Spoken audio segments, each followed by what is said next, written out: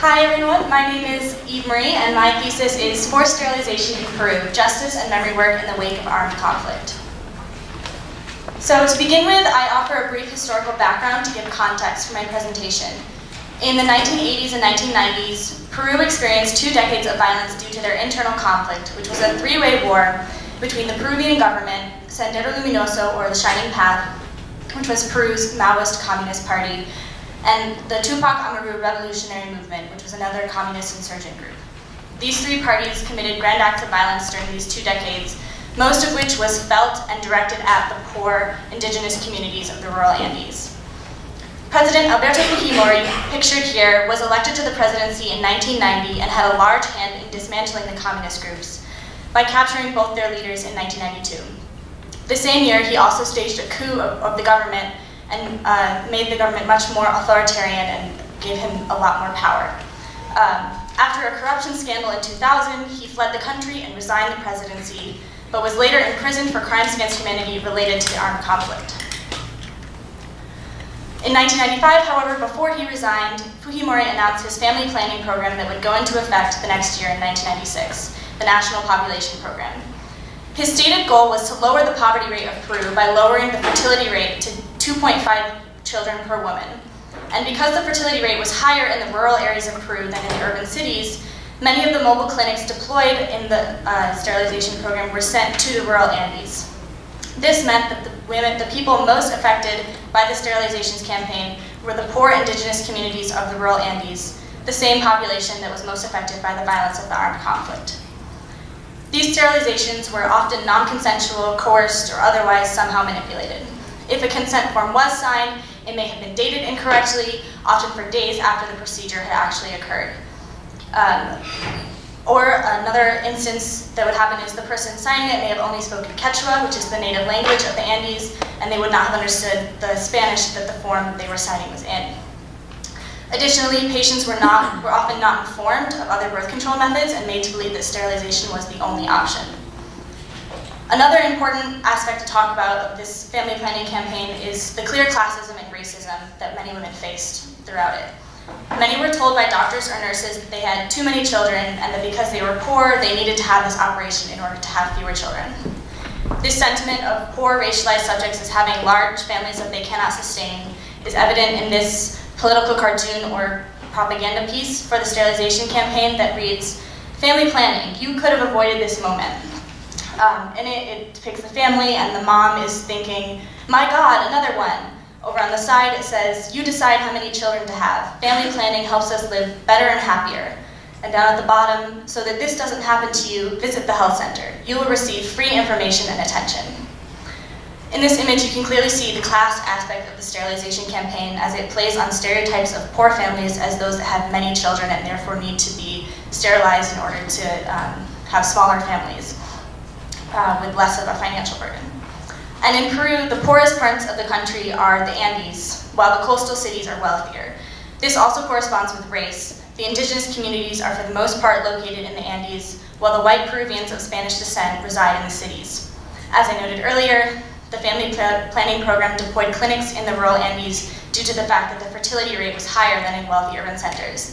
This meant that the people most affected were primarily indigenous women.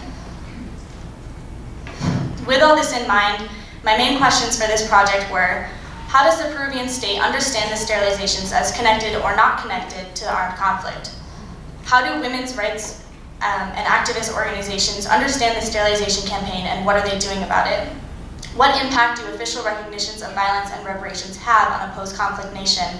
And in truth commissions, who gets to speak and whose voice is ignored? So in the early 2000s, the Peruvian government instigated a Truth and Reconciliation Commission established in 2001 to examine the human rights abuses and the violence that occurred between 1980 and 2000, which is the years of the armed conflict that I mentioned earlier. The final report was issued in 2003 and covered a wide scope of topics as the mandate for the Truth Commission was purposely left open to interpretation. However, there is no mention of the sterilizations in the final report, despite the fact that they happened within the range of time that the Truth Commission covered. While the Commission was encouraged to use the Rome Statute's definition of sexual violence, which includes forced sterilization, they did not consider the sterilizations as connected to the armed conflict. They do, however, mention other forms of sexual violence, namely the rape of women during the conflict by police and other government forces. This demonstrates that the Truth and Reconciliation Commission was not above holding the state accountable for sexual violence, so the omission of the sterilizations demonstrates that they did not see them as connected to the armed conflict. This omission denies the survivors of the sterilization campaign justice and reconciliation. One of my main sources for this project is the Kipu Project, which is an online audio archive of testimonies from the women and men who were affected by the sterilization campaign. They organized their website in the form of a kipu, pictured here on the side, which is an ancient Andean practice that was used to keep records and tell stories across generations. In invoking this imagery, the Kipu Project centers their project as one that prioritizes the voices of the indigenous communities that were affected by the sterilizations. On this interactive interface, the Kipu Project categorizes the testimonies they have in 4 categories. 1, the sterilization program, the operations, the life after, and finally looking for justice. These 4 categories make up the knots of the Andean Kipu. Some threads or testimonies have 1 knot or category, while others have 3 or even all 4. This clear organization of the testimonies allows you to hear directly from the survivors what they experienced and what kinds of justice and reparations they want. Many of the women in their testimonies asked specifically for medical treatment from the government. For example, in testimony 99 out of 135, the woman says, "They forced me to get sterilized at the hospital when I went to give birth without my husband's consent. They even faked my husband's ID number. Now we find ourselves ill, with back pain, ovary pain, infections, everything. We have no support at all. We want justice. We have been suffering for so many years. There's not even a doctor to check our health, nothing. I want justice to be done for us." This statement is echoed by many other testimonies which call for medical attention, their reasoning being that the government brought mobile clinics in to the Andes to do this to them, so that they should provide similar medical services to help them heal. In their calls for justice, these women point out how the government has not supported them at all, nor recognized their experiences through the Truth Commission or a judicial verdict condemning Fujimori. However, many scholars note that truth and reconciliation projects do not actually change societal structures of racism and sexism and classism. In particular, Colleen Dugan et al. State, "In our view, public apology and the delivery of reparations to survivors of sexual and reproductive violence are of limited use if they ignore the structural dimension." So these authors raise really important questions about what the definition of justice is and how memory work, which I define as the listening and sharing of stories, how that fits into justice. They argue that memory work is not enough to bring justice for survivors of sexual and reproductive violence. And Laura Stoller also discusses memory work, specifically in relation to colonialism. She holds that memory work, even when it is intended to center colonized voices, can sometimes obscure the experiences of those most marginalized in a society if the memory work focuses on a single event. So I argue that the Truth and Reconciliation Commission, in focusing on the armed conflict as an event, eclipsed the experiences of the indigenous women who were forcibly sterilized. The Kipu Project, in providing a framework of allowing survivors to share their stories beyond what happened with the sterilizations, giving them the opportunity to talk about how it's impacted their life after, to this day, 20 years later, this creates an opportunity to better center voices that have been silenced through years of colonial control. So my conclusions for this thesis are as follows. First, that the forced sterilizations that occurred under Fujimori's presidency are indeed connected to the armed conflict due to the fact that it was the same population that was affected in both events. However, the Peruvian government does not see them as related.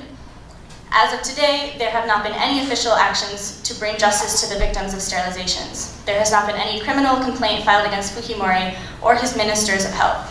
In fact, on December 24th of last year, 2017, Fujimori was pardoned of his crimes against humanity by President Pedro Pablo Kuczynski, and this sparked protests in Peru that are still going on to this day. And while the crimes against humanity that he was in prison for did not include the sterilizations, this has become a rallying point for many feminist organizations to call for justice and getting the women and men who experience this some form of recognition. In addition to this, Fujimori's family and his political party still holds a lot of power in Peru and in their government and their Congress. I argue that the Kipu Project is like an independent truth commission in that it offers a space for survivors to share their stories and participate in memory work. However, it does not do the same thing as government recognition, and as is made clear in the project's testimonies, many women call for this government recognition and reparations, specifically in the form of medical attention. Through the Kipu Project, survivors of the sterilization program can engage in the memory work that they were denied by the Truth and Reconciliation Commission. As many of the testimonies note, as well as this protest banner, which says, "A nation without memory has no future," memory and storytelling are extremely important to Peruvians in how they understand the violence of the 1980s and 1990s. Additionally, as I mentioned earlier, a question that many scholars raise is what impact official recognition has on larger societal structures. Institutional recognition and truth commissions cannot be expected to fix larger societal structures such as racism, classism, and sexism that are the aftermath of Spanish colonialism in Peru. This is made evident by the fact that despite the Truth Commission and the imprisonment of Fujimori, he has now been pardoned and the politics that he represents in Peru are still a strong force. While the Kipu Project cannot undo these lasting impacts of colonialism, through focusing not on an event but the experiences of these indigenous women, they take small steps to center historically marginalized bodies and voices. I want to close on this quote from Julia Tamayo, who is a Peruvian human rights activist, and she says, "Very arrogantly, they thought that being indigenous women, illiterate, the weakest of the weak, they wouldn't dare to speak. Well, they were wrong. They spoke." Thank you.